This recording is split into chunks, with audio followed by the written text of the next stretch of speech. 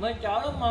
తిన్న వర్ష ఇక్కడే ఇలా తినకపోతే ఇంకా హైదరాబాద్ వెళ్ళినాక ఇంకా ఎలా తింటా వర్ష